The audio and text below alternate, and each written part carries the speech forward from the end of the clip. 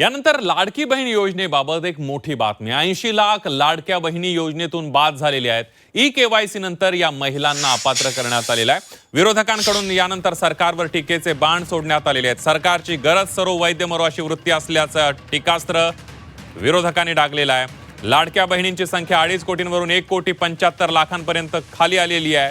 2.5 लाखांहून अधिक उत्पन्न असलेल्या सुमारे 80 लाख महिलांना या योजनेतून वगळण्यात आल्याची माहिती आहे. दरम्यान 80 लाख महिलांना अपात्र करणं राज्यावर आलेल्या मोठ्या आर्थिक संकटाचं द्योतक आहे अशी टीका राष्ट्रवादी शरद पवार पक्षाचे आमदार जयंत पाटील यांनी केली आहे. तर महायुतीला महिलांचा शाप लागेल असं विजय वडेट्टीवार यांनी म्हटलेलं आहे.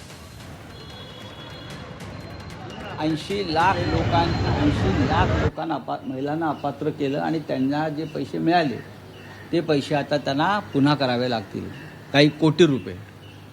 याचा अर्थ निवडणुकीसाठी अनेक अपात्र महिलांना फक्त मतदान द्यावं म्हणून कोट्यवधी रुपये सरकारी तिजोरीतून जनतेच्या कराच्या पैशातून महिलांची मतं विकत घेण्यासाठी आपण वापरले. आणि आता जेव्हा ताशेरे मारण्यात आलेले आहेत ऑडिटर जनरलकडून, तेव्हा तुम्हाला ते पैसे परत घ्यावे लागत आहेत. ही नामुष्की आहे. आता या महिला पैसे आणणार कुठून? या गोरगरीब महिला भले त्या अपात्र ठरले असतील. मला असं वाटतं की एकनाथ शिंदेचे लाडके भाऊ आहेत आणि देवेंद्र भाऊ आहेत. त्यांनी आमदारांच्या खासदारांच्या फोडाफोडीत जे पैसे खर्च करतात त्यात काटकसर करावी आणि या महिलांच्या वतीनं ती रक्कम तिजोरीत भरावी. नाही, त्या पवाराचा काय संबंध आला? म्हणजे पवारांनी उमेदवारी घोषित केली काय? कमाल आहे तुमची. हा प्रश्न भाजपने विचारा ना. तुम्ही पवारांना विचारून उमेदवारी दिली का?